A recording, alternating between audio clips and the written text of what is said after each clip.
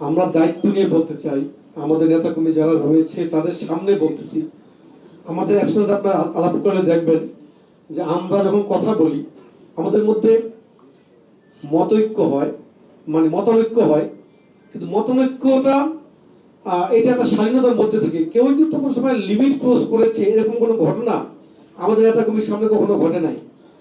তার মধ্যে যে কথা আমি যোগ করতে চেয়েছিলাম সেটা সভাপতি বলেছেন যে এই টাইপের কোনো শব্দ যদি হেডলাইন হয়, এবং এটা কিন্তু একটা স্ল্যাং, এই যে তুই তুকারি এই শব্দটাকে হেডলাইন করা হয়েছে।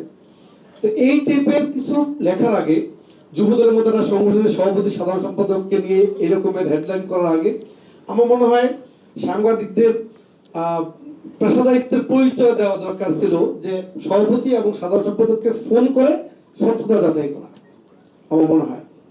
আর তাছাড়া আমাদের মধ্যে পারস্পরিক সম্পর্ক কেমন আপনারা নিজেদের ইন্টেলিজেন্সের মাধ্যমে খবর নিলেও আপনারা জানবেন যে আমরা একজন একজনের প্রতি কেমন শ্রদ্ধাশীল। এবং আমাদের মধ্যে যেটা বললাম যে মতানৈক্য হয়, কিন্তু সেটা কখনই শিষ্টাচারের লিমিট ক্রস করে না। কারণ এরূপ মতানৈক্য না হলে সংগঠন কিভাবে চলবে?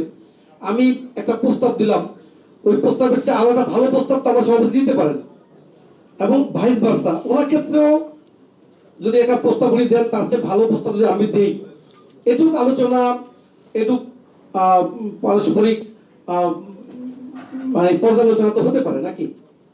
কিন্তু সভাপতি সাধারণ সম্পাদক সম্পর্কে এরকমের একটা বড় নিউজ করার আগে আমাদেরকে ফোন করলে আমার মনে হয় এই ভুল বুঝে এটা হতো না।